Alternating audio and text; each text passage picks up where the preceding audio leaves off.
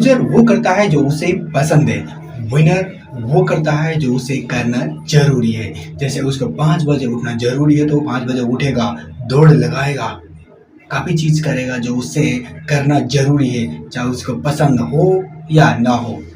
काफ़ी लोगों का क्वेश्चन होता है कि समाज क्या कहेगा? समाज तो क्रिकेट की तरह होता है। अगर आप अच्छा करोगे तो समाज आपके लिए बहुत अच्छा ही बताएगा। हम तो जानते थे ये तो बहुत बड़ा बंदा बनेगा। दिन भर बैठ के पढ़ाई करते हो तो लोग सोचते हैं अरे वाह! दिन भर बैठ के पढ़ाई करता है, बाहर निकलता भी नहीं है, टीवी देखता है, पढ़ाई में लगे रहता है। लेकिन अगर आप वहीं पर फेल हुए तो लोग कहते दिन भर बैठ के अंदर क्या करता था कमरे में, किसको क्या पता है। चाहे आप कुछ भी करो, अगर रिजल्ट अच्छा आएगा तो आपकी अच्छाई होगी। आप अच्छा रिजल्ट दे दो, बाकी सब बकवास से समाज को कोई लेन देन नहीं। समाज आपको रोटी देगा क्या? अगर आपको मेडिकल इमरजेंसी आती है तो समाज क्या एडमिट कर देगा हॉस्पिटल जाके? क्या आपका कर्ज भर देगा समाज? बाकी सारी चीज आपको ही करना है तो बाकी लोगों की आपको क्यों सुनना? अपनी मर्जी का काम करो, रिजल्ट लाओ, देखो कमाल। सफलता का सूत्र पहले कीजिए, बाकी बकवास से कोई लेन देन नहीं है। बातें बहुत करते हो, काम बहुत कम, इसलिए काम करो, डू। ये करूंगा वो करूंगा, बाकी सब छोड़ो ना, काम करो। डू राइट थिंग कंसिस्टेंट, मतलब कंसिस्टेंट से मेहनत करो। कुछ लोग जोश में आते हैं और कुछ दिन के लिए ताबड़तोड़ मेहनत करते हैं, लेकिन कुछ दिन बाद ठंडे पड़ जाते हैं, फिर छोड़ देते हैं, फिर दोबारा आ जाते हैं, ताबड़तोड़ बैटिंग करते हैं, ताबड़तोड़ मेहनत करते हैं और फिर दोबारा ठंडे पड़ जाते हैं। अगर आप ऐसा करोगे तो आप कभी भी आगे अपने सफलता मंजिल तक नहीं पहुंच पाओगे। आपको जो भी करना होगा कंटिन्यूसली करना होगा, एक लगातार राइट थिंग को अगर आप लगातार करोगे तो आपको कोई मायका लाल नहीं आपको फेल कर सकते।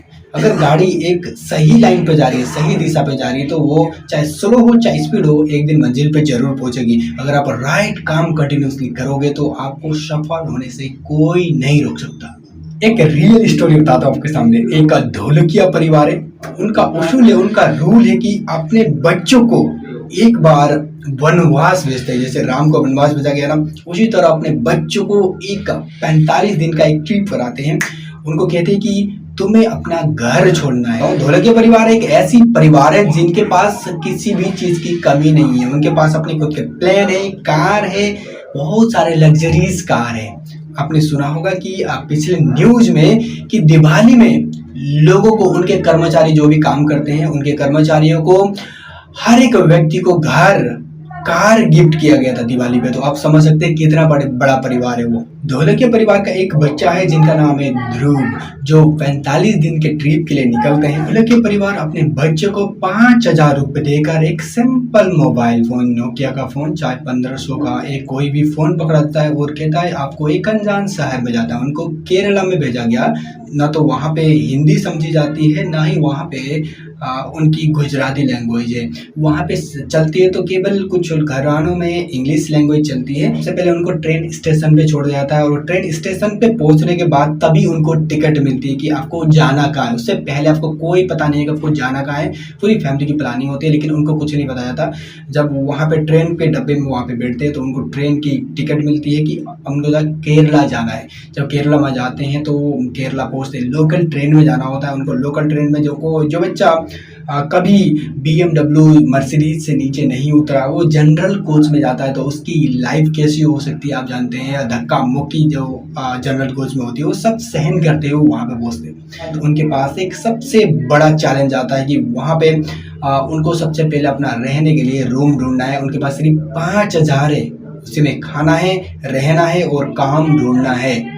देखिए जब वो केरला पहुंचते तो पूरे दिन लगता है उनको, वो धूप में ढूंढते ढूंढते कि उनको रूम मिल जाए। कई लोग मना कर देते हैं। वहाँ पे आधार कार्ड, पैन कार्ड मांगा जाता है। जब उन ढोलकिया परिवार के पास सिर्फ आधार कार्ड था, वो आधार कार्ड लेके जाते हैं।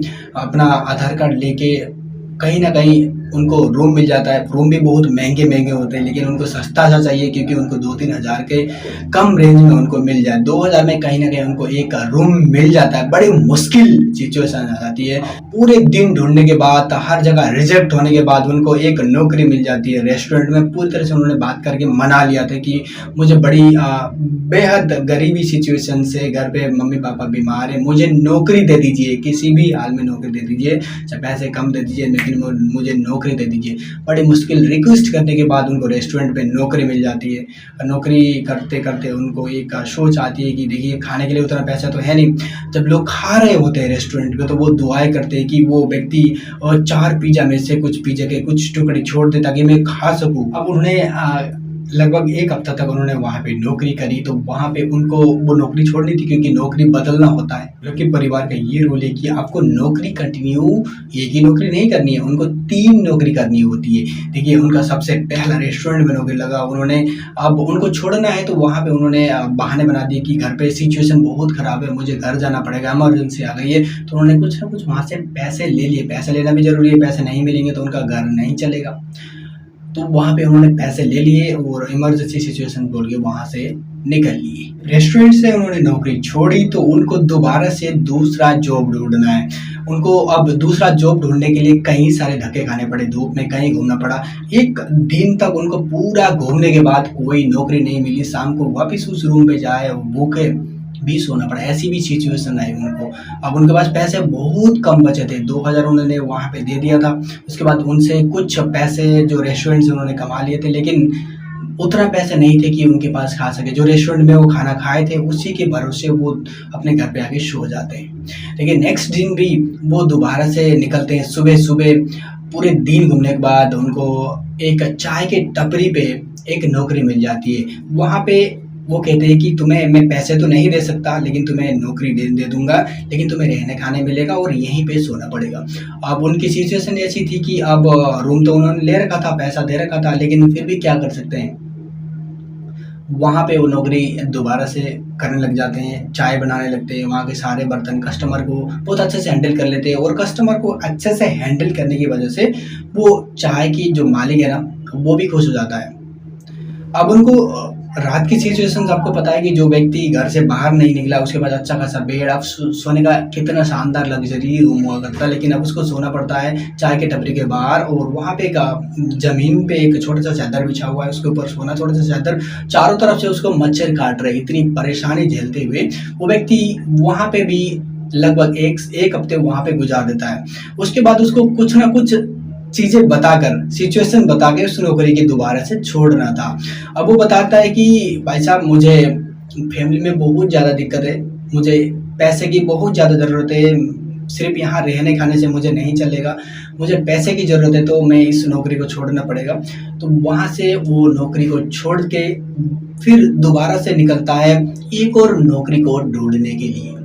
अब सिचुएशन ये हो चुकी है कि लगभग 15 से 17 दिन का टाइम गुजर चुका है। उनके पास घर से सिर्फ उनसे एक कॉल हो सकती है कि वहाँ पे हाल-चाल पूछ सकते हैं, उसके अलावा फैमिली से कोई बातचीत नहीं हो सकती है, वो भी उनके भाई से बातचीत हो सकती है, अपने परिवार के किसी भी और सदस्य से बात नहीं हो सकती। अब ध्रुव धुलकिया के पास एक सिचुएशंस यहाँ पे आती है कि उनको अब लास्ट वीक में एक बिज़नेस भी करना होता है। अब उससे पहले एक और नौकरी वो करने के लिए निकलते हैं, जहाँ पे वो घूमते-घूमते एक मॉल के बाहर पहुँचते हैं। मॉल में वहाँ पे कपड़े-वपड़े बेचने का होता है, वहाँ पे उनको बड़ी मुश्किल से नौकरी मिल जाती है। अब मॉल पे जाके उनको कपड़े वगैरह सेटअप करना, पोछा लगाना और उसके बाद सेल्स करना, कई सारे काम उनको दे दिया जाता है। रेस्टोरेंट में भी उनको अच्छा खासा पसंद करने लगे, क्योंकि रेस्टोरेंट में भी जो व्यक्ति एक शर्ट खरीदने आता था उसको 2-3 और शर्ट बेच देते थे। इतनी कमाल की कम्युनिकेशन थी, इसकी वजह से वहाँ के मालिक ने उनको बहुत ज़्यादा पसंद किया। वो कहता है कि घर पे बहुत ज़्यादा सिचुएशन खराब है, मुझे अभी का अभी घर पे निकलना होगा, देखिए घर से फ़ोन आ गया है, मुझे अभी का अभी निकलना होगा, सिचुएशन बहुत ख़राब है। ये बोल के उनको नौकरी वहाँ से छोड़नी होती है, वहाँ से कुछ पैसे वो ले लेते हैं। अब ध्रुव ने 3 नौकरी कर लिए हैं, कुछ नौकरी अच्छे खासे से चले और कुछ नौकरी में बहुत ज़्यादा प्रॉब्लम हुई, कुछ नौकरी 2 दिन के लिए करके छोड़ना पड़ा। भाई कई सारे सिचुएशन आए। अब उनको लास्ट मोमेंट में एक बिजनेस भी करना होता है। वो बिजनेस के लिए सोचते हैं कि गर्मी का मौसम है, यहाँ पे उन्होंने नींबू पानी का बिजनेस खोल लिया। अब नींबू पानी का बिजनेस खोल लिया है तो वो कहते हैं अब उनके लिए बर्फ़ इकट्ठा करना है, पानी, ये अच्छा पानी वो ढूंढ के लाते थे, खरीद के लाते थे।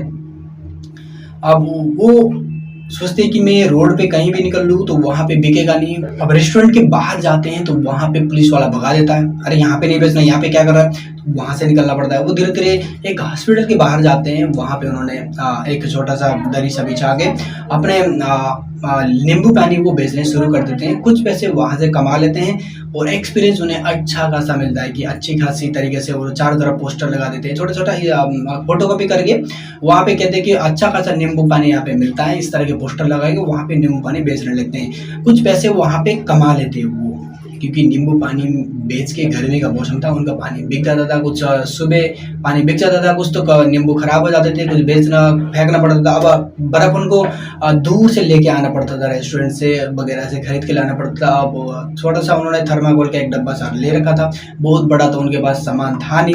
अब भागे-भागे बर्फ़ लेके आते थे, भागे-भागे बेचते थे, क्योंकि बर्फ़ अगर ज़्यादा ला के रखेंगे तो वो गर्म होके पिघल जाएगा, गर्मी का मौसम है। थोड़ा-सा बर्फ़ लेके आते थे, वो खत्म होते दोबारा बर्फ़ लेके आते थे। इसी तरह उन्होंने नींबू पानी बेचा और वहाँ से कुछ पैसे कमा लिए और वो पैसे कुछ बचा लिए, कुछ खर्च भी हो गए। तो अब लास्ट मोमेंट में 45 दिन का जो सफ़र है वो पूरी करने के बाद उनका भाई उनको लेने आते हैं और बहुत खुश हो जाते हैं। एक्सपीरियंस उनको बहुत अच्छा मिला, बहुत सारे नई-नई चीज़ उनको सीखने को मिली, जो डीप मोमेंट में जो किताबों में नहीं सीखने को मिलता है, वो चीज़ उनको लाइफ़ में, जनरल लाइफ़ में सीखने को मिला। लेकिन अगर आप मिडिल क्लास फैमिली में देखेंगे तो ये बिल्कुल अलग होता है। उनके बच्चों के जो शौक होते हैं वो सारे के सारे पूरे कराए जाते हैं, सबको जो मांगेगा वो दिया जाता है। लेकिन आप ढोलकिया परिवार में मिलता तो सब कुछ है, लेकिन बच्चों को जो रिस्पेक्ट होते हैं, संस्कार होते हैं, वो सारे के सारे उनको उस फील्ड में जाने के पता चलता है। उनको पता चलता है कि पैसे की वैल्यू क्या होने वाली है, पैसे की वैल्यू क्या है, अपने फैमिली मेंबर की वैल्यू क्या है। किसी भी तरह के कोई घमंड उनके पास नहीं आने वाला है, क्योंकि जो डीप लाइफ उन्होंने जाके सीखा ना, वो उनको एक कमाल का फीडबैक देता है और आगे आने वाले टाइम में बहुत सारे प्रॉब्लम को चुटकियों में सॉल्व करने का सिचुएशन उनके पास एक आइडिया निकल आता है। इसी तरह वो सिर्फ परिवार में ध्रुव कोई नहीं, कई लोग उनके दादा ने ये रूल लेके आए थे, अब उनके फैमिली में पूरी तरह से रूल चलता है और चाचा ने भी उन्होंने करे, उनके दूसरे भाई ने भी, सब ने ये किया है।